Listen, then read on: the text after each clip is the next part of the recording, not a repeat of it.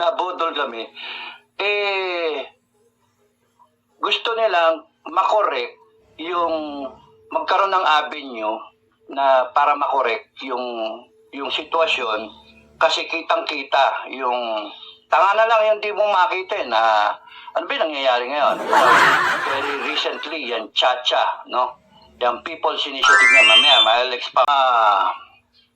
Hindi yung rebellion, hindi yung sedition. Hindi yung issue.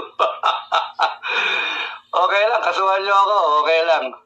May lawyer naman. Pero inisip ko, wag na ako mag-lawyer, papakulong na lang ako. Pakulong ako, sisikat ako nun di ba? At the same time, the Constitution says, the AFP and the PNP will protect the people. Kaya, wag yung murahin yung AFP at PNP. Diyos ko. Protector of the people, protector of the state. Kita niyo yung sakit ng ulo ng AFP at PNP? Gumagano na yung utak niyan. Ngayon, hindi na malaman ko. Bakit ba tayo napasok dito sa langya na to? Ano ba nangyari? Wag ninyong mumurahin ang AFP, PNP. Kakampi nyo yung AFP, PNP. Nakikiramdam yung dalawang organization na yan. Nakikiramdam. So, sige, sunod-sunod lang kay BBM et al. No? In company. Kikiramdam. Protect the president. Mga ganun ba? Yun yung normal na trabaho. Protect the president, the vice president, lahat. Protect the Senate, protect the Congress. Yan. Meron daw destabilization. Intelligence estimate. Ang destab, hindi galing sa taong bayan. Ang taong bayan nagre-react. Hindi galing ang destab sa mga PMAyer. Hindi galing sa mga sundalo na retired. Hindi galing sa mga maiingay na mga vlogger. Hindi galing sa taong bayan na nagwi-withdraw ng support. Hi guys, magandang araw po sa inyong lahat. Ito na naman po ang inyong lingkod, si DIY KKB Informative.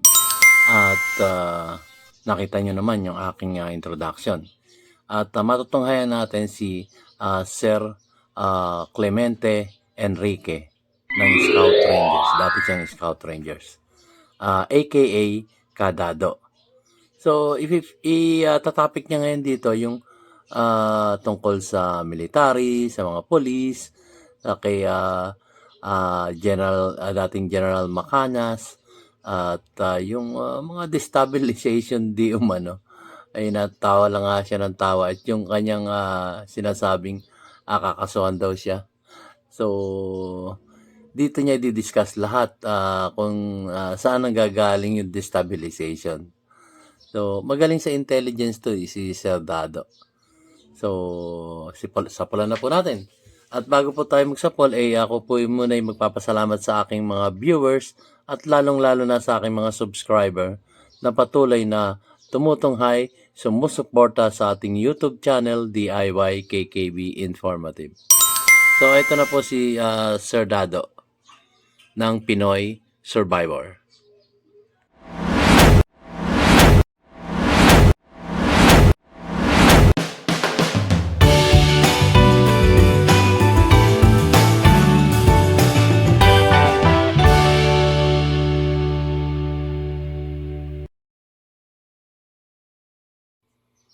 Thank you. At nakikinig kayo. Thank you, pinagtsatsagaan niyo ko. Thank you. Tapos kung gusto niyo nga makilala, matignan niyo yung playlist. Meron dyan na segment na video 1 hanggang 1 to sawa na nandun yung buhay ko. Libre. No? Wala kang librong bibilin. Libre. Pagka nagsawa ka, patayin mo. Di ba? Tapos i-resume mo. Yung 1 hour, mga ganon, 40 minutes, 30 minutes to 1 hour plus na mga kwento-kwento ng buhay ko. And then, naglalagay ako ng aral. Natutuwa ako kasi pinapanood ng iba, no? Pinapanood. Napunta ako dito sa manifesto. Ang alam ko, bumoto lang ako Tapos ngayon kakasuhan na raw ako ng sedition. Talaga.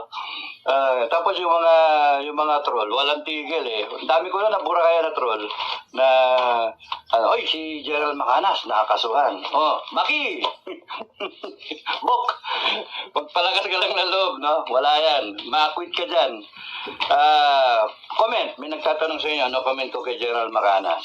Wala. Bahala na yung mga lawyer dyan. Merong nakakaasar na bakit kinasuhan. Bakit ganon?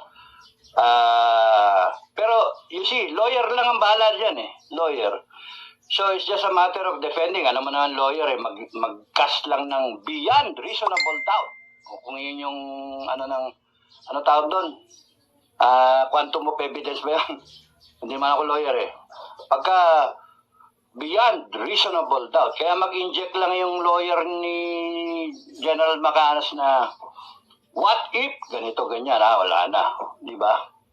So it really boils down to the intent of Johnny na why is he vlogging, no? Sa akin, ang tingin ko sa kanya, he's vlogging because he just wants to present kung ano yung opinion niya, share to everyone kasi nagwo-worry na ang taong bayan. So yun lang yun. So nagbibigay siya ng ng mga opinions niya, no? Para ang taong bayan ay hindi nagko-question mark. Para nag-o-offer siya ng ng mga senaryo na yung mga pwedeng mangyari. O first time, ang tingin nila na sobrahan na sa inyo. Pero wala naman tayong magawa, bahala ang korte, no? Pero ang aking isang mahalaga na message sa inyo, number 1, huwag kayo magagalit kay General Acorda. And as a whole, huwag kayo magagalit sa PNP. Okay?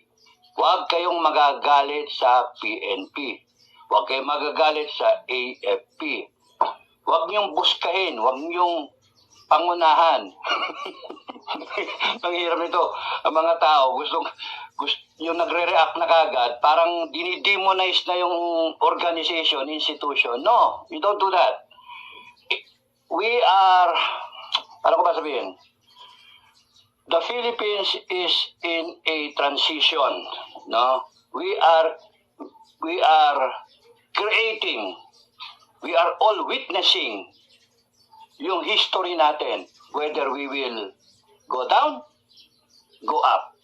Yun lang yun. We are charting our own history, people of the Philippines. Pag ganyan tayo, bababa, o gaganon. Alam natin lahat ang nangyayari at maraming Pilipino, lalo na yung mga nagsasabing nabudol kami, nabudol kami, gusto nilang makorek yung, magkaroon ng avenue na para makorek yung sitwasyon kasi kitang-kita yung tanga na lang yung di mo makita na ano ba nangyayari ngayon? Yung very recently, yan Chacha, no? Yung People's Initiative niya, mamaya, I'll expound. Very recently. So, hindi pa na-address. Ano ba yung mga issues? Sige, ano yung mga issues? Hindi yung rebellion, hindi yung sedition. Hindi yung issue. Okay lang, kasuhan niyo ako, okay lang. May lawyer naman. Pero inisip ko, huwag na ako mag-lawyer, papakulong na lang ako. Pakulong ako, sisikat ako nun eh. Di ba? Sisikat ako nun. Pag ako nakulong, si Johnny nga, si Johnny Macanas, sikat na yan. Pag tumakbo senator yan. Mananalo yan. Mananalo. Pinasisikat nyo eh.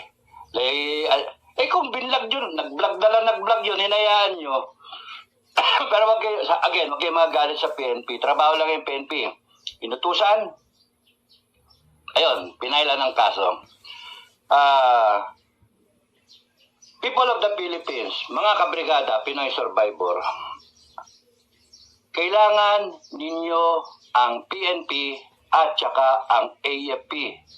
When push comes to shove, pagka naging critical yung situation, you need the PNP and the AFP as one intact institution, AFP, PNP intact, no? Under their commander, Browner sa AFP, Acorda, kung nandiyan pa siya, hanggang kailan ba si General Acorda? March? Sana ma-extend. Ma-extend ulit. Kundi kaya yung susunod, no? The thing is, they have to be as one. Kung meron kayong nakikita na hindi kayo pabor, keep it to yourself. Huwag niyong mumurahin. Because galing ako dyan sa AFP. Pag ako minumura yung commander ko, magagalit ako. Pag ako minumura yung institusyon ko, magagalit ako. Okay? So, trabaho lang yung mga yan. Lahat sila sumumpa that they will uphold and defend the Constitution of the Republic. Oh, ano problema? So they will uphold. Now, it so happens na under that Constitution, nandoon yung gobyerno ng Republic of the Philippines. Na ngayon, nagno-nosedive pa nga eh. Oh, yun, nagno-nosedive. Okay, well, meron pa ako sasabihin. May sulat yun. Sulat ko. Naalala ko eh. Oh. So, hindi dapat kalabanin ang AFP at PNP. People of the Philippines. The AFP and the PNP, no matter what happens in our unfolding history, so many months from now, you can count on your AFP and your PNP to uphold the Constitution. Part of that Constitution, an article in the Constitution, sinasabi, it will defend the state. Pagkadelegado yung state, it has to defend the state. That's why yung estado ni BBM, meron siyang espada. The sword of, the sword of, Damocles ba yun? Okay, nakalimutan ko na, Bobo. Okay. The sword, okay, na pagka kinakailangan ng BBM administration when it feels threatened, na natatakot siya na it is reaching an ELE event, no? Extinction level event. parang meteor tatama sa planet Earth. Extinction. Mayari ng mga dinosaur. When the Philippine government, the President of the Republic, Mr. BBM, ayaw din na siya yung presidente ko eh. Nag-withdraw na ako support. Masarap yung pakiramdam. Hindi, wala na ako expectation eh. Wala ako in-expect sa'yo. Kahit binoto kita, wala na ako expectation sa'yo. Nag-withdraw ako sa'yo. Now, when they feel threatened, they can draw that sword na nakatago lang yung espada. At sasabihin niyang charge. O sasabihin niya, pagtanggol mo ko. Yun ang AFP tsaka PNP. Pero, may pero eh. At the same time, the Constitution says the AFP and the PNP will protect the people. Kaya, huwag yung murahin yung AFP at PNP. Diyos ko, protector of the people, protector of the state. Kita niyo yung sakit ng ulo ng AFP at PNP? Umagano na yung utak niyan. Ngayon, hindi na malaman ko. Bakit ba tayo napasok dito sa langya na to? Ano ba nangyari? Binoto ka rin namin. Pare-pares tayo na budol. Pare-pares tayo na budol. Animal, ano ba? Wala Di mo mapagkakaila yung nangyayari. Kaya tawanan mo. Okay. So, malinaw. Wag ninyong mumurahin ang AFP, PNP. Kakampi nyo yung AFP, PNP. No matter what happens, it is the duty of the AFP and PNP to defend the state which is threatened. Right now, it is being threatened. No? And at the same time, defend the people. So how will the AFP, PNP react? Ano ba? Paano na? Well, as the months unfold, mga kabrigada, na makikita kung ano ba talaga ang labas ng baraha. Para tayo nagpupuso yan eh, no? So, nakikiramdam niyang dalawang organization na yan. Nakikiramdam. So, sige, sunod-sunod lang kay BBM et al. No? In company. Kikiramdam, protect the president. Mga ganun ba? Yun yung normal na trabaho. Protect the president, the vice president, lahat. Protect the Senate, protect the Congress. Yan. Meron daw destabilization. Destab. Alam niya. Tulungan ko kayo. So, komento muna natin po yung mga kanya sinasabi na manahimik lang tayo. Huwag nating bibigyan ng mga salitang masasakit ang PNP at saka ang AFP. Kasi yan, protector yan ng ating bansang Pilipinas. Mapa-opisyalis ka man ng gobyerno o mapa-simpleng mamamayan dito sa Pilipinas. So, makikita lang natin, siguro meron mangilan-ngilan na talagang hindi tayo sang-ayon sa ginagawa, pero sarilinin na lang muna natin yon. Yung ang ayon sa ating si Clemente Enrique, si Sir Dado. So, yun lang po ang makakomento ko. Kasi kung may nakikita ako, kasi tahimik lang ako. Kasi sabi nga niya, huwag niyo mumurahin yan. Totoo naman. Huwag niyo mumurahin yan dahil sooner or later pwedeng makatulong sa atin ang mga PNP at ang mga military. So, ituloy po natin, guys. Intelligence estimate. Ang desktop, Ayan, sa intelligence hindi yan. galing sa taong bayan. Ang taong bayan nagre-react. Hindi galing ang desktop sa mga PMAyer. Hindi galing sa mga sundalo na retired. Hindi galing sa mga maiingay na mga vlogger. Hindi. Hindi galing sa taong bayan na nagwi-withdraw ng support. ito yung kaya ako di ka nakaka-vlog. Dami. Nusulat ko sa kalendaryo, kinakamay ko, sinasagot ko isa-isa. Sorry, pagka di pa ako nakakasagot, ibig sabihin, di ko pa nalilista yung pangalan nyo, natabunan, dami-daming text. Nag-iisa lang ako. Yan ang destabilization plot. Nag-iisa. Paano ka magde-destabilize ng gobyerno eh? Paano ka ano yung sinasabing pilit na ano yan? Anong crime? Sedition. Sedition.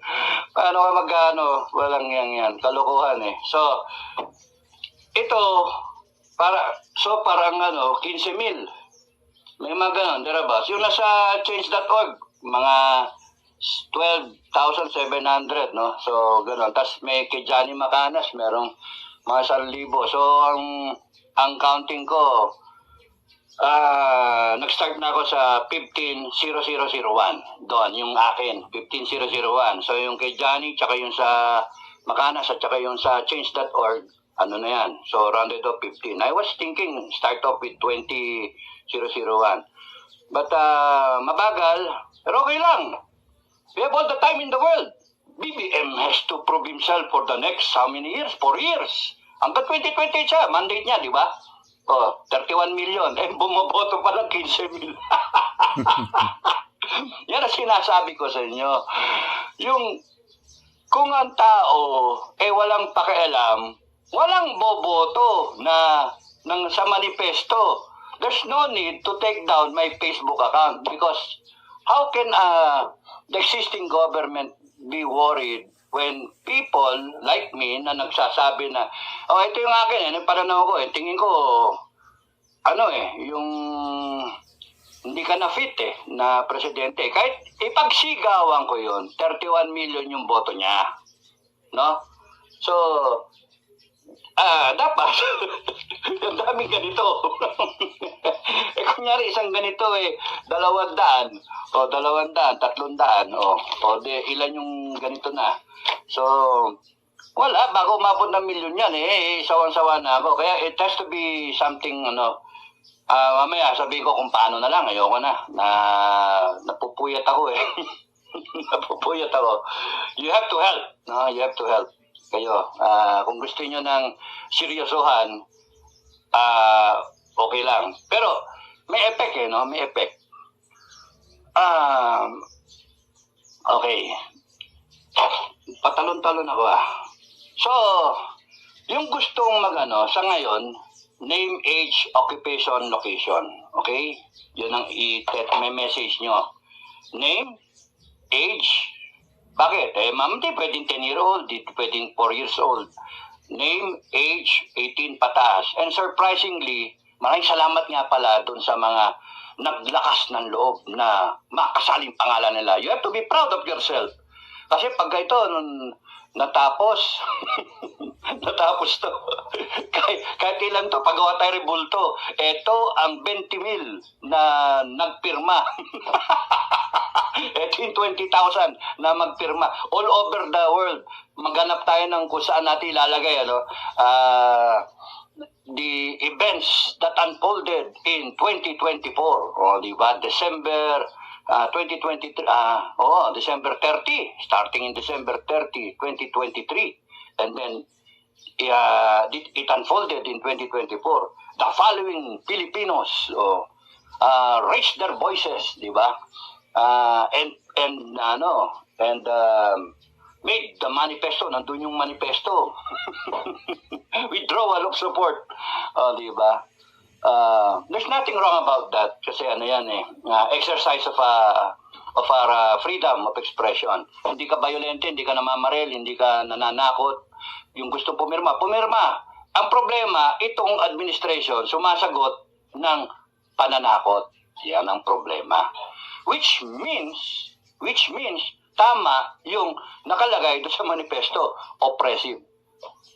Tapos nagsusuppress ng katotohanan, nagsusuppress ng rights ng tao, nagsusuppress ng freedom of expression. So tama, yun nakalagay doon sa manifesto. Administration, i-call off nyo na yung mga troll ninyo na bayaran at mga vlogger na bayaran kasi sayang yung pera ng taong bayan. Alam ko naman yun ang ginagamit nyo eh. Mas maganda yung mga troll na yan at saka yung mga tao na yan, either sinabi ko na maggawa kayo ng sarili nyo ring manifesto, wala tayong pakialaman. Kami nananahimik kami, huwag yung pakialaman yung manifesto namin. Ngayon, kung hindi kami magkaroon ng pirma na milyon-milyon, o di ang saya ninyo hanggang 2028 si BBM, di ba? O di majority wins. Yun yung essence ng demokrasya. Nasaan na ba tayo ngayon? Ano ba tayo? Dictatorship? Ha? BBM, dictatorship na ba tayo? Alam ko yung tatay mo, dictatorship. Pero ikaw, di ka pa nagsasabi ng martial law. Pero parang martial law na. Ano tayo? Democracy, majority wins. Kaya ka nga nabotohan ng 31 million. Ang mali mo, ginamit mo si Inday Sara para magkaroon ka ng 31 million. 32 million yung tali 32 million. Ako, naniwala ako sa hugot mo. Sama-sama tayong papangon muli. Unity. Naniwala ako doon. Tapos, ang nakakaasar, naasar ako, yun ang isasagot mo sa bumoto sa iyo, no? Ngayon, may kasama ako, na 15,000. May kasama ako. Wag nyo kaming tatakutin. At pagka kami tinakot, lalong dadami yan. Nakikita ng tao Ang mas maganda, suklian na lang ninyo ng tamang gawa. Sagutin ninyo yung mga issues ng tao. Issue number 1, nagdodroga ka ba o hindi? Sa akin, number 1 na ngayon yung issue na yun. Nagdodroga ka ba o hindi? Eh di magpa-drug test ka. Sabihin mo sa Pilipinas, mga mahal kong Pilipino, maraming nagsasabi na ako ay nasa narcolist. Maraming nagsasabi na may pulboronic video. Lahat yan ay pinapasinungalingan ko. Lahat yan ay fake news. Lahat yan ay hindi totoo. Kasi hindi ako nagdodroga. Hindi ako sumisinghot ng cocaine. Tapos sabay, magpapadrug test ako na yung walang daya. Diba? Kasi diba? Ba't hanggang ngayon wala kasagot? Because issue talaga yun sa isang presidente ng Pilipinas. Kahit sinong country, kahit anong country na magdodroga, hindi pwede. Hindi pwede. Kasi nakasalala yung future ng bansa. Now, you should understand, BBM, you should understand the concern of the people. Ang concern namin, pamilya namin, future ng bansa. Hindi pwede tayong magtuloy-tuloy ka na ganyan na naka-question mark kung ikaw nagdodroga o hindi. No? Kaya, ang iniisip ngayon ng tao, parang totoo eh. Yung fake news, parang nagiging true news, no? Kasi, ba't wala pa kayong sagot hanggang ngayon? Yun nga eh. Wala pa sagot eh. So, sagutin nyo, harapin nyo yung issue number 1, no? Yun. Issue number 2. Yang, ikaw ba ang nagpapatakbo ng Pilipinas o hindi? Kasi kunyari, naggaganong ka, busy ka, tamad ka, yun yung mga ini-issue sa'yo eh. Tamad ka, pinapaubaya mo sa ibang tao. Kay FL, First Lady, o kaya sa pinsan mo, kay Speaker. Tamba. Kita mo yung wala nang ano yung mga tao sa kanya, walang respeto, tambalolong, tambaloslos, no, di ba? Yun ang tawag sa, pati ikaw nadadamay eh. Because hindi ka visible, hindi ka nagsasalita, hindi mo kausapin yung tao na siyang bumoto sa iyo. Yun yung problema mo eh. Ginamit mo taong bayan. Yun yung mali mo. Ang nangyari sa iyo, hindi ka, ang bait-bait ng aura mo eh. Ang bait-bait.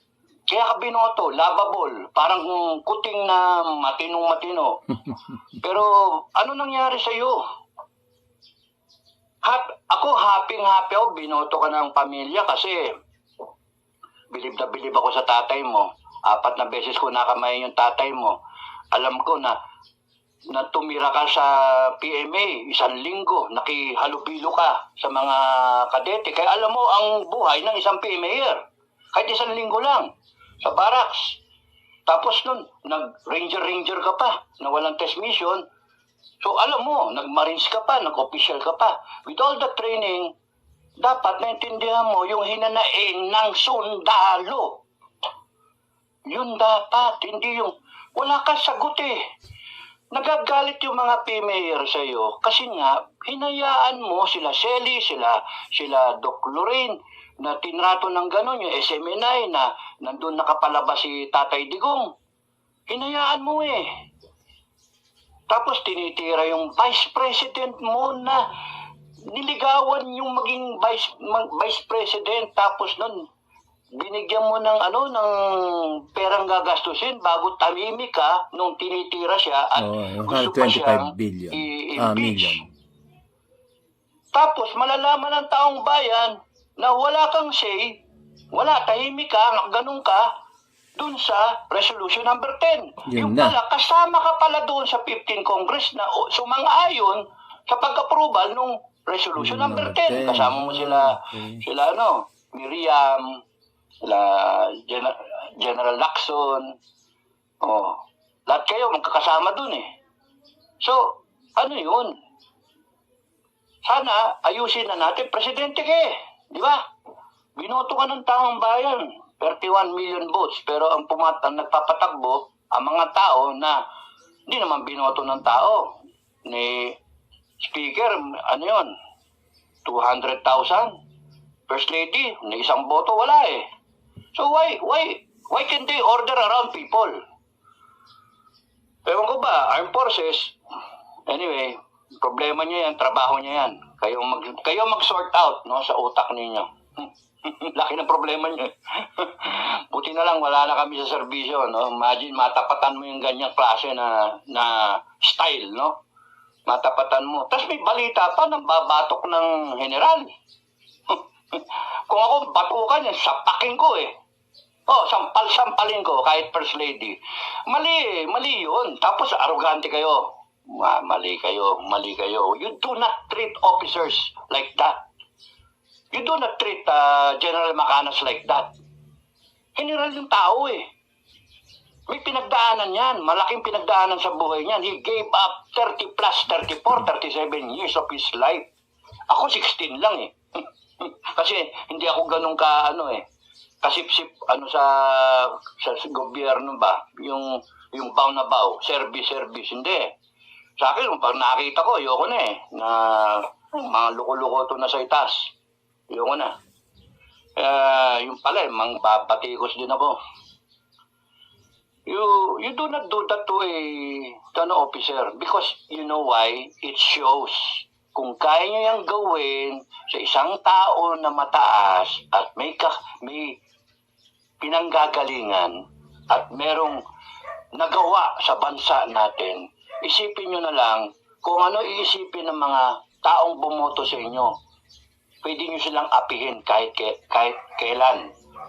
Pwede nyo silang apihin. Kung naapin nyo nga yung general kung naapin nyo nga yung matataas di ba? Natin, komento Kung naapin natin. nyo yung mga sekretary, naapin nyo yung Tanong mga, lang ako, mga biro. congressman, etc. Kaya ko lang narinig yun Totoo nga ba yun? Ako'y nagtatanong lang po.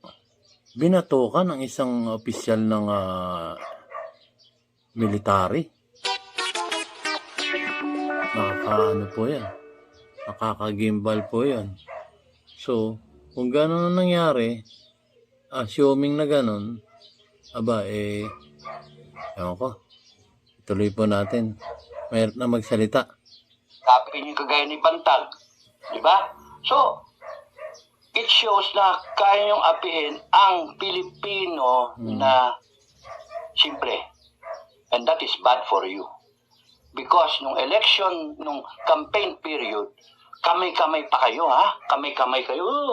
We love you, we love you. Gaganong-ganong pa kayo. Walang niya. Binudol nyo Pilipino. Yun yung kaya dating pangit.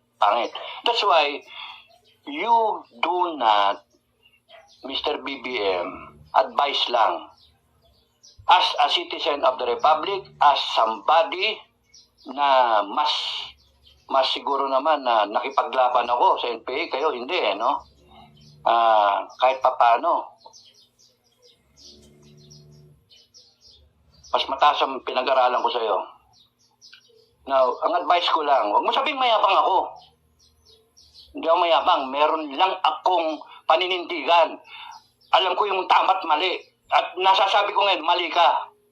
Tatakbo-takbo ka, 31 million boto mo, hindi ka magpatakbo ng bansa. Tapos nun, may mga issue sa'yo, hindi mo sagutin. Anong kang klase? Sinasabi ko nga huwag niyong sasagutin ng taong bayan ng puwersa. Huwag niyong sasagutin ng taong bayan na mayabang pa kayo. Magpakumbaba kayo. Yun, magpakumbaba kayo. Para hindi mga Pilipino Magpakumbaba kayo. May problema kayo Kayo may sayad. Kayo may problema. Taong bayan, wala kaming walang diferensya kami. Tapos kung ano papadala ninyo mga troll at saka mga hinayupak yun ang pinapakita nyo ugali ninyo Kaya kung masama yung loob ko kasi pinapakita nyo nagkamali ako. At ganun din ang iniisip ng mga tao ngayon. Nagkamali kami. Hindi dapat ganun ngayon, binibigyan kayo ng pagkakataon. Anong ginagawa nyo? Wala ang akin, advice. Kausapin mo si speaker, pinsan mo. Kausapin mo. Sabi mo mag-resign siya. Because the destabilization is coming from where? Taong bayan? Sa akin? Kay Makanas, kay doon sa abroad, kay kay Maharlika, o kay SAS, o kay Atty. Trix, o kung kanino man, sa mga Duterte. Hindi. Sa inyo, sa Congress, sa pinsan mo. Sila nagde-destabilize. Sino bang may issue rito? Nananahimik kami. Nagre-reklamo kami, mataas ang bigas. Nagre-reklamo kami, mataas ang sibuyas. Mataas lahat, mataas. Tapos makakarinig kami yung pera, liquidation by EG, walang resibo. Yun, hindi pa, bingi ba kayo? Hindi nyo ba natidinig ang tao? Senate, Congress, sagutin nyo yun. Ang dami yung mga salag-salag na ganyan, ang dami nyo yung mga nire-railroad yung issue Ang isang issue, liquidation by certification. Ilang taon na yan? 2011 pa. Ano na ngayon? 2024. No? Noong 2011, inadapt nyo the existing system, which means it dates back further. Na ang bawat isang senator, ang bawat isang congressman, may sayad, may problema kayo sa pera ng taong bayan. Doon kami nagagalit. Hindi nyo ba naintindihan yon? Hindi nyo naintindihan? Dapat, ang style dyan, magpakumbaba na lang kayo. Pero doon na muna ako kay BBM. Kausapin mo yung kapatid mo. Yung pinsan mo. Kausapin mo yung pinsan mo. wag mo na siyang suportahan bilang speaker at sabihin mo, you will support an initiative na tanggalin siya as Speaker of the House. Advice lang. Brotherly advice lang sa'yo. I'm trying to save you. No? I'm trying to save you. Kasi pagka hindi, you really will go down, down, down, down, down. Hinahayaan mo eh. Hinahayaan mo. Sabihan mo yung asawa mo, huwag ka munang makialam. Dear, honey, darling, sweetheart, huwag ka munang makikialam. Mamalasing ka sa akin, huwag ka munang makialam. Alam ko, under ako sa'yo, pero this time, huwag ka munang makialam. Tigre muna ako. Hindi ako kuting. Binoto ako ng taong bayan and it is my duty and responsibility. So, yung drugs, deny mo as far as you want, magpa-drug test ka para mawala yung issue, di ba? Kung meron talagang video, yari, good luck. Good luck. Kaya nga, ang isa pa yung you pull off a Gloria Arroyo. I am sorry. Noon, meron akong bisyo, naggaganyan ako kasi na-depress ako. Pero nung na-presidente na ako, hindi na. O, diba? Maintindihan ka ng tao eh. In my moment of weakness, people of the Philippines, in my moment of weakness, nung ako'y nagkaroon ng reklamo sa Comelec, nung natalo ko, na sinasabi natalo ko as VP, gumanon ako. Noon yun. Pero ngayon presidente na ako, hindi na. Talagang incompetent lang ako. Incompetent lang ako na wala ako lagi. Nasaan ang Pangulo? Yung ganun ba? Ay, nako. Hindi, pa-drug test ka nga. Tapos yun, speaker, dalawa lang yun na. Dalawa lang. Meron pa. Speaker Romualdez, sabihin mo, resign ka na lang. Pinsan, resign ka na. Wala, hindi pwede yung binabanat mo eh. Si Inday Sara tinitira na eh. Hindi pwede. Si Inday Sara hanggang katapusan yan. Hanggang ano yan, yung ganun ba. Depensahan mo yung vice president mo, yung second in command. Okay, otherwise, wala mangyayari sa'yo. Pangatlo, be presidentiable. Be a Filipino. Wag mong itatrato yung mga taong bumoto sa'yo, kagaya ko. Wag mo itatrato na kalaban. Hindi, kakampi. Kakampi.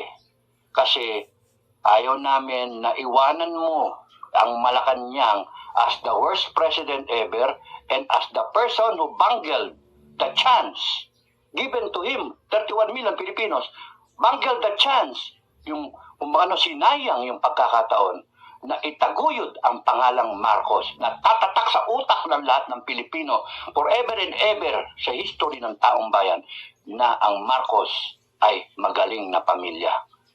Anong ginagawa mo? Tatanda ko nga yung mother mo eh. Buong class of 1983 PMA class of 1983, nakasayaw namin yung nanay mo. Oo, nakasayaw namin, pinaligiran namin ganyan. First class kami, graduating. Doon kami sa Clark. Naalala ko yun. May picture kami.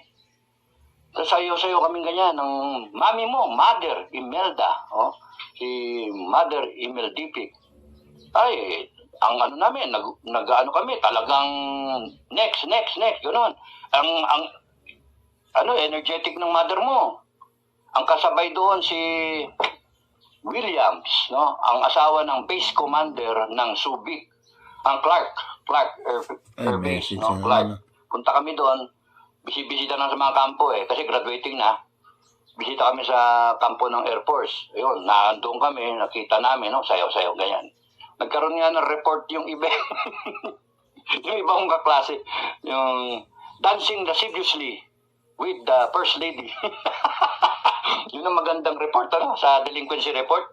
Ang ganda nun, dancing lasciviously with the First Lady. Di ba? Malaswang pagsasayaw. With the First Lady. With the First Lady. Imagine yung honor ng klase namin. Kaya believe yung klase namin sa mga Marcos. Kaya ayaw namin na you will fall. Ayaw namin yon. Anyway, yan, marami ng libreng advice yan Yung mga troll nyo, no? Yung mga vlogger ninyo. Imbis na salubungin yung mga nagrereklamo, yung mga may mga batiko sa inyo, salubungin niyo ng personalan, pinipersonal kami. Pinipersonal kami. Wag, mas maganda ang tirada ninyo, ang tirada nila ay yung accomplishment mo. Doon kayo mag-harp on para yung mga tao, meron naman palang ginawa Hindi naman pala ganun kasama. O, diba? Mapigilan ninyo yung mga nagwi-withdraw of support. Pero habang nagpapakita kayo ng kababuyan, kalaswaan, karangyaan, yung sobrang gastos na naghihirap ang Pilipino. Tapos hinahayaan yung korupsyon. No, yung Congress bumanat na naman. Yung tsa na yan, bumanat. Command responsibility. Lahat ng ito, problema, pinsan mo. Ngayon, matanggal yung pinsan mo, medyo magaan yung tao. Kaya naman pala Tigre naman pala yun, di ba? Tip yun, tip. Tapos nun pagka nagpapakita kayo ng masasamang ugali, lalong pag-anong kayo. Pero pagka yung mga vlogger nyo, ang sinabayan hindi pine-personal. Ako, nagagalit ako, pine-personal na ako Yun ang sagot mo sa akin? Yun yung sagot nyo sa akin? I am asking, in fact, demanding good governance. Masama ba yun? Nakalagay ba sa konstitusyon na bawal yun hingin? Ay, nako. Kayo mga buhaw-buhaw. Okay, so marami akong sinabi na. Okay. So, again, sabihin ko, huwag niyong people of the Philippines, huwag niyong hawayan ng AAP, huwag niyong pagalitan ng AAP tsaka PNP, huwag niyong bastusin ang General Browner at General Acorda. Gagalit ako. Ayoko ng ganon. Because pagka minumura niya yung mga commander, nasasaktan yung mga nasa ilalim. Let them. Iwanan niyo sila. It is a dynamic unit, institution. It will think on its own. It will process everything that is happening. No? AP, PNP. Kayo naman, sa AP, PNP, solid kayo dapat. Huwag kayong magpapatayan, ha? So guys, yun po, natunghayan na natin ang ating magiting na dating Scout Ranger na si Clemente Enrique, aka Kadado, na may YouTube channel na Pinoy Survivors. So, napakaganda po ng kanyang mga sinambit dito at napakaganda po ng kanyang mga ideas na ipinarating sa atin, sa ating mamayang Pilipino dito sa Pilipinas. So, hanggang dito na lamang po guys. Maraming salamat po. At laging sinasabi ni DIY KKB Informative, may simula at may katapusan. Minsan lang po tayong daraan dito sa mundong ibabaw at hindi na po tayo makakabalik. Gaano man tayo ka-yaman, gaano man tayo ka-powerful, gaano man tayo makapangyarihan dito sa mundong ibabaw, ay maiiwan po nating lahat yan. Gaano man karami ang ating ginto, gaano man karami ang ating pera, ay hindi po natin yan madadala sa ating katapusan. So, maraming salamat po sa inyo guys. May simula at may wakas. See you on my next vlog guys. Maraming salamat po. Ito nakakamiss to si Tatay Digong. Thank you.